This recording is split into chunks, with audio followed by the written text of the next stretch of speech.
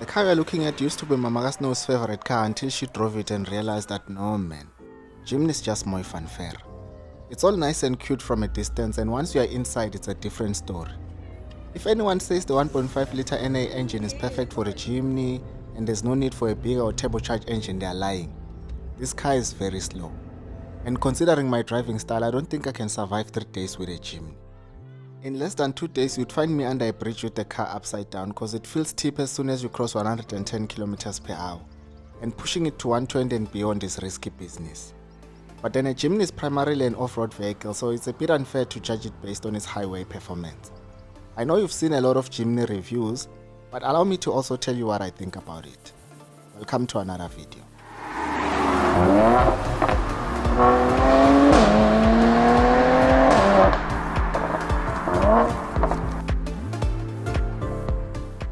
The Jimny is only available in 2 trims, GL and GLX, and today I want us to start with what you get inside. The GLX starts from 458,000 rands for the manual variant, and it comes with a bigger 9-inch touchscreen and a leather-wrapped multifunction steering wheel. In the GL you get a low-budget steering wheel and a smaller 7-inch touchscreen. This is not a family car, so you only get 2 cup holders, and the vehicle can only take 4 passengers, 2 in front and 2 at the back. I kind of like the simple interior design because it matches the exterior old school boxy design. The Jimny 5-door GL starts from 430,000 rands but only comes with 2 airbags and no cruise control. I paid 225,000 rands for my Suzuki Baleno brand new and it has cruise control, but a car that costs almost twice the price of a Baleno has no cruise control. I don't know about you, but I would never spend close to $500,000 rands on a car with only 2 airbags, 2 cup holders, no cruise control, and only carries 4 people. At the back there's ample legroom, but the bench can only take 2 passengers. No air vents, no USB ports, no cup holders, no door pockets. The only thing you get is seat belts. And the car costs more than 400,000 rands. The boot space is 211 liters with the rear seats up and increases to 332 liters with the rear seats folded. In the 3-door Jimny, there's practically no boot space when the rear seats are up. There's a light and a 12-volt socket here, and I guess that's where the back passengers will be charging their electronic devices. I'm not an engineer, so I won't complain about the visible wiring here, but it makes no sense to me. There's no need to mention the spare wheel cause you already know it's outside.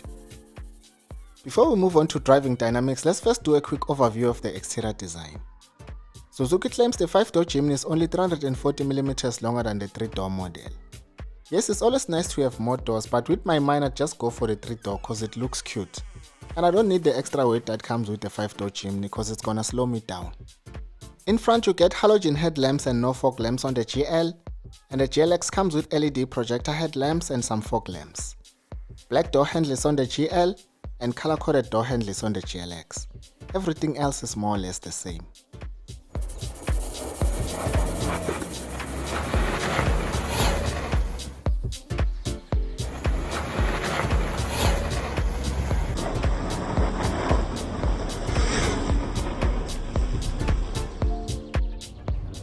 The Jimny is powered by a 1.5 litre natural aspirated 4-cylinder engine, producing 75 kilowatts and 130 Newton meters of torque. That's why it's very slow. When you put your foot down, the engine makes noise, but the car doesn't really go anywhere. It's even worse if you go for the 4-speed auto. I think it's best to go test the car yourself and experience what I'm talking about, cause maybe I'm exaggerating. Jimny GL is only available in manual. If you want automatic, you have to buy the GLX and it costs 480,000 rands. When it comes to off-roading, this car is a beast. It has a part-time 4-wheel drive mode with low range. You can drive it on sand, rocks, climb mountains, or even cross rivers if you are into that sort of thing. If you buy a Jimny for mostly city or highway driving, you are wasting your money, because this car is enjoyable when you are off-roading. Without the off-road capabilities, a Jimny would just be a useless tiny SUV, and it would be safe to call it the queen of SUVs. And by the way, I was really considering buying this car. I even convinced Mr. How much to also get one. But after the test drive I was a bit disappointed. Not because the Jimny is bad, I'm just not the target market, it won't work for me. As a weekend adventure car it's fine, but as a daily car it won't work. For me. The claimed average fuel consumption is 6.3 liters per 100 kilometers, but in real life it will sit above 7. I'm happy with how the suspension handles road imperfections, but the problem is body roll. Everything else is pretty decent. Now let's move on to the cost of ownership, and most of you won't like this part. The 5-door Jimny GLX automatic costs 480,000 rands, and I would never spend that amount of money on a Jimny. Cause for around 480k I can get a demo Mahindra Scorpio N4x4, which is a better car than a Jimny in every aspect.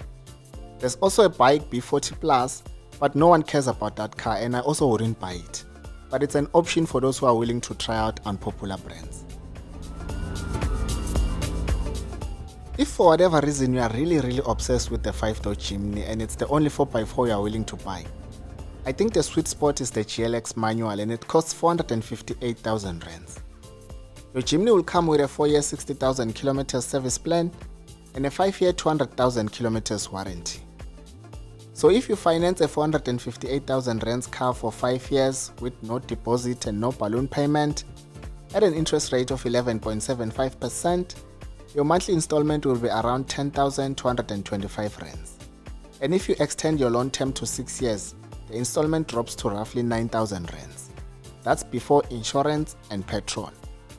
For insurance, expect to pay around 1,700, and it's worth noting that premiums are risk dependent, so you may pay more or less depending on your risk profile. As usual, I'm not here to tell people what to do with their money, so if you think a 5-door Jimny is the perfect car for you, no one will judge you. Go for it. This car is assembled in India, and I heard it's not doing well there in terms of sales and prices are dropping. In South Africa, I think it's gonna be a different story because South Africans don't care. If people are already spending 600,000 rands on a Ford Puma, a young 400,000 rands on a Jimny is nothing. For 10 marks, give me 2 reasons why you'd spend close to 500,000 rands on a Jimny. I'll check your answers in the comment section. Thank you for watching. Don't forget to like, share and subscribe to the channel for more car content in a Mzansi context.